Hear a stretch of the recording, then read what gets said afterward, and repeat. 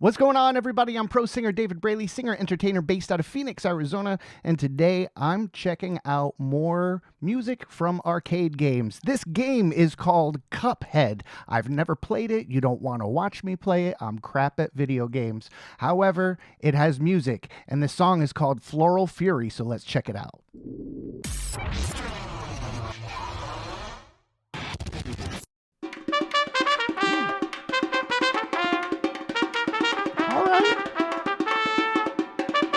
Yeah, trumpet.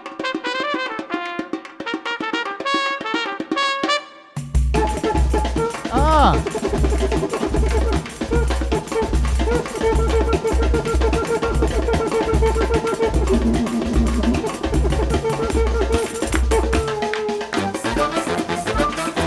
Yes! It's like a samba. Ah! I like it.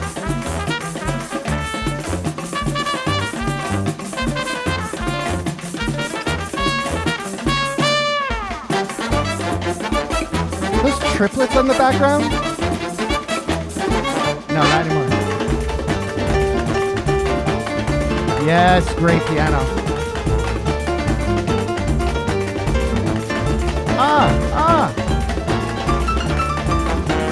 Juicy chords right there.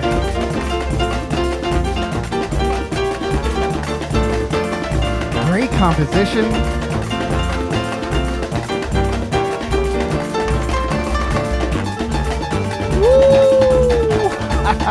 Those dissonance for you.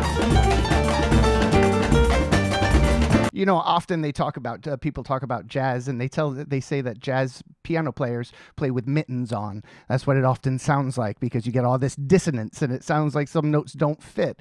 But that fit, and it worked, and it was fantastic. I just love that. I love they're really utilizing the offbeat, and they're sitting in the back, and they're kind of sitting in the beat, but they're utilizing that offbeat. And you got triplets running somewhere back there. There's so much going on percussion wise, and percussion is not my forte. It is absolutely that you want drum roll Tony for that. But I could tell you, as far as composition goes, this piano player knows what he's doing. His vocabulary is sickening. Just really beautiful stuff on the keys, great inversions, nice layers. You got really interesting chords going on, 13s and augmenteds and shit. Just really interesting stuff. Just for seemingly for a 2D video game, it's far more complex than I would have ever expected. Definitely.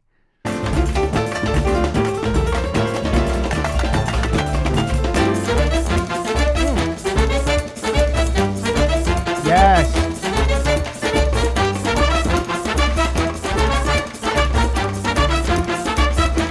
Make you want to dance.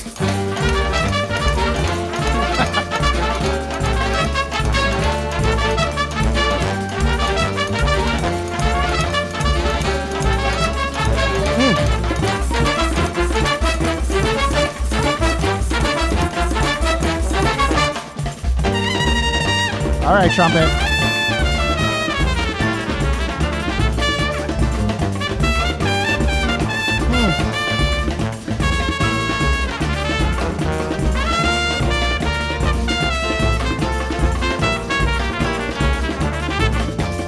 Great.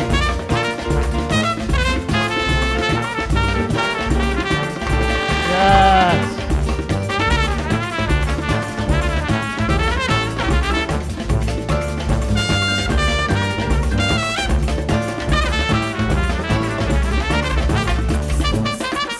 Oh, just a perfect piece of improvisation. You know, that's so great. If you don't know, a lot of people don't understand that sometimes in those sections where the trumpet player has a lead section, guitar player has a lead bit, that's not written out. That is improvised. It is made up on the spot, in the moment, and just fueled by nothing but the backing of the music, the walking of the rhythm, and the feeling of the musician at the time.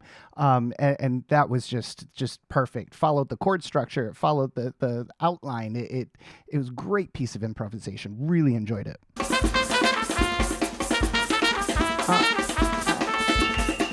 Yeah.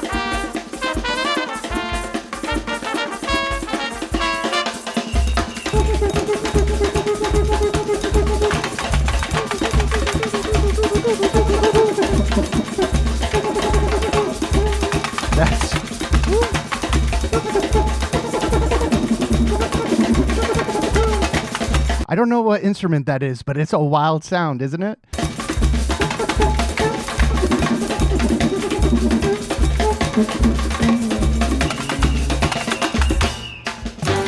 Woo! That was excellent.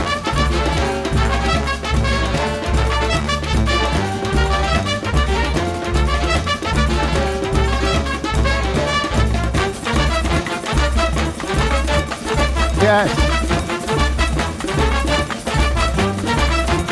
Adding layers.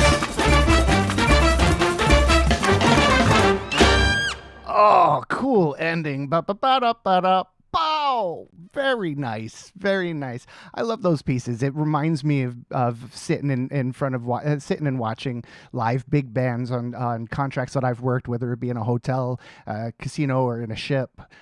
Just really sitting back and relaxing and letting this band just do what they do best. And that was fantastic. I remember late one night I was in Acapulco and we went to see my buddy Ed play trumpet in a salsa band. And it was this really cool club in Acapulco, and the band was probably like 14, 15, 16 members, but like 7 of them were on percussion, and it was just so neat. The sound, it was almost too much for the club to handle, because you walked out, your ears were ringing for days, but it was just such a cool, you felt the percussion in your chest. Just such a cool experience, such beautiful music, such a cool style. It makes you want to move, it makes you want to dance. What's crazy is that in a lot of places that play this type of music, they're not often people who know how to who read music. It's all done by ear. It's a similar, like, that's this, like samba and merengue and all that. It's played by people who just know the music and do it by heart and do it by feeling and do it by ear. The same way as in the States, we have bluegrass music, which, I worked with bluegrass musicians that have never looked at notation a day before in their lives. And if you ask them to play a D minor 7, they'll look at you like you have 8 heads, and they'll go, "Wait, is that this one?" It's a trip, because they know what they're listening for. And they know how to play it, but they don't know the terminology. They don't know the notes on the paper, but it's okay.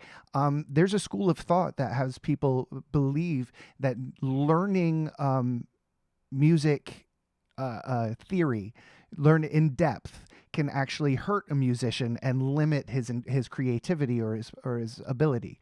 I know for me as a vocalist, one of the hardest things that I have to work with is looking at notes on the staff and knowing how high an A is, a B flat is, once you start going above the staff and it gets higher and higher. I tend to psych myself out because I don't see it as just, oh, it's this note.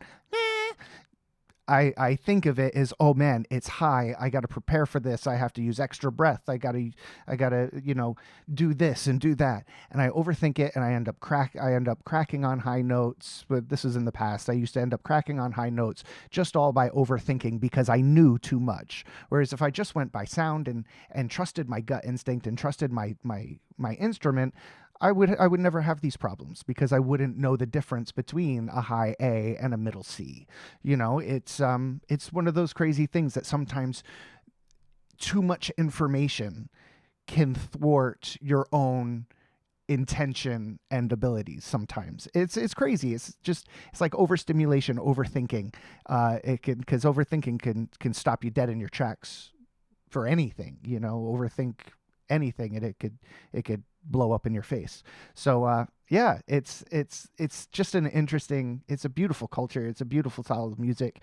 It's a wonderful thing that I got to be a part of live, and then being able to revisit it with this fantastic song. Guys, I had a blast with this. I hope you did too. Until next time, I'll catch you all on the flippity flop. Cheers, guys. Bye.